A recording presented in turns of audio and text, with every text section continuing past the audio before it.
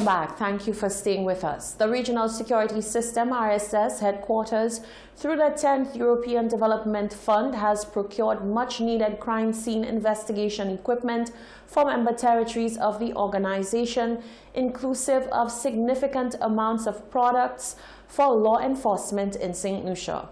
The formal presentation of the equipment was made today, Wednesday, the 4th of March. Genevieve Gonzague tells us more. As St. Lucian law enforcement mobilized to address the growing issue of crime, they are receiving much-needed support from regional partners. The Regional Security Service, RSS, on Wednesday helped to bolster the capacity of the police force with the donation of crime scene investigation equipment. Minister for Home Affairs, Justice and National Security, Hermangild Francis, says he expects that the equipment will help improve the operational capacity of the various member states. Please convey our highest appreciation and regards to the organization as St. Lucia continues to benefit tremendously from the funding made available under the 10th EDF installment. Thank you for investing in us. The technical and financial assistance provided by the EDF to the region is, in the view of my government, a very good example of development cooperation at work, impacting lives and making a difference. I'm truly happy to see the police sharing in this moment. Graham Archer is the executive director for the RSS.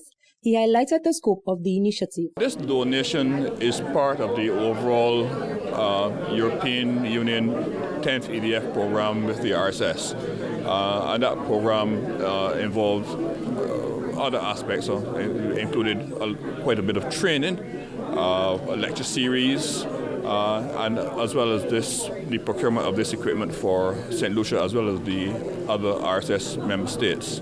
So the other 6 RSS member states, some have received already and others are to receive this equipment as well. The equipment is worth about $67,000 EC dollars, and there's a wide range of equipment which serves to protect crime scenes as well as to investigate crime scenes. The array of equipment include protective gear such as CSI overalls, gloves, face masks, boots, glasses, and evidence bags, to name a few of the articles procured. For Hot 7 News, I am Genevieve Gonzague. As they made their rounds in the city of Castries, our camera team could not help but notice that the Serenity Park gazebo, once a highlight of Sans Souci, had been diminished to a dilapidated structure. Luckily, their concerns were soon addressed by Castries Mayor Peterson Francis, who indicated that rehabilitation works will soon be undertaken on the structure. Jacques Wooding reports. Once a beautiful addition to the Serenity Park, now a health hazard. As we traverse the gazebo that once saw so many students coming to sit after school to study, we've realized that it has fallen to shambles. As you can see, the railings do not serve as much support for persons walking along the bridge, while the bridge itself seems to be falling apart. Rickety boards that could break at any minute. The railings that were once served as a support and a barricade from students, children, the elderly, even tourists walking around the Serenity Park from falling into the deep waters of the Castries Harbour. Thankfully, as we traversed through the city of Castries, we met with no other than the Mayor of Castries, Mr. Peterson Francis. I'm glad to see you all are very observant. It's something that we are working on. Incidentally, we are now looking at our works department, looking at it. If that is too technical, then we'll have to get outside help. But we are aware of it. Since the last year we looked at it, but you know, we have to be correctly how that is done, because as you said, the sea is next door. We know that, and a lot of people frequent the place. So I'm praying to God that nothing happened before we rectify the situation. But for sure, this is what we are doing. Incidentally, I have my work manager there. So, but we are looking at it.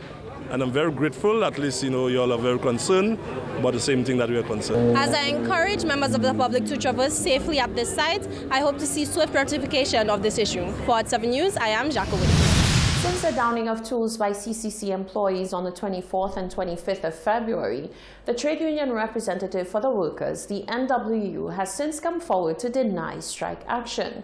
The NWU also claimed that there was no effort made by the CCC to discuss the workers' actions. Press and Communications Manager for the CCC, Jason Hollingshead, has denounced the claims.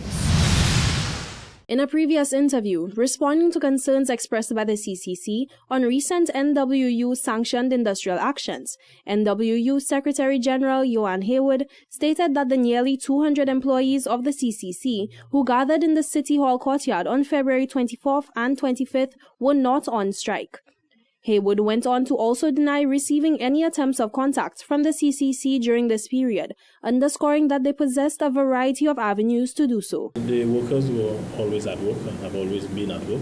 Like I indicated, the workers were the ones who sought the intervention of the union and the Labour Commissioner / Labour Department. So we basically responded to that call for intervention, if you want to put it that way. So that's, but like I said, in terms of communication, the union is always open.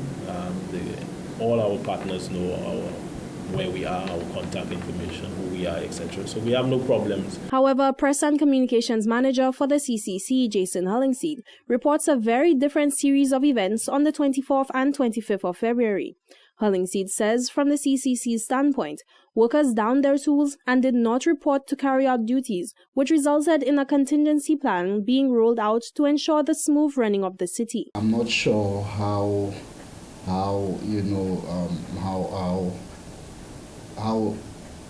it is that they wish to spin what transpired, but we know what happened. We know exactly what transpired, and we cannot run from the situation which presented itself. Some of the streets, of course, was during that time was a bit filthy. We had to resort to contingency plans. So I'm not sure why would they say that they were not taking industrial action. We know what happened. Hollingshead cited several efforts at contacting the NWU during this time, using the very avenues aforementioned. For those 2 days, we had no interaction with the union. The union, we tried on our end to call. We called the office. We tried getting the representatives via cell phone, to no avail. We just saw the workers in the yard. We also noticed that the representative was downstairs, holding a meeting with the workers who were on strike. They held meetings, and we were upstairs, and they never saw it necessary to come and have a dialogue with us. Hollingshead hopes to overcome any existing communication barriers as the two entities continue to address the grievances expressed by the affected employees. For Hot 7 News, I am Jacko Wooding. This is the Hot 7 TV Nightly News. Stay with us. There's more coming up after the break.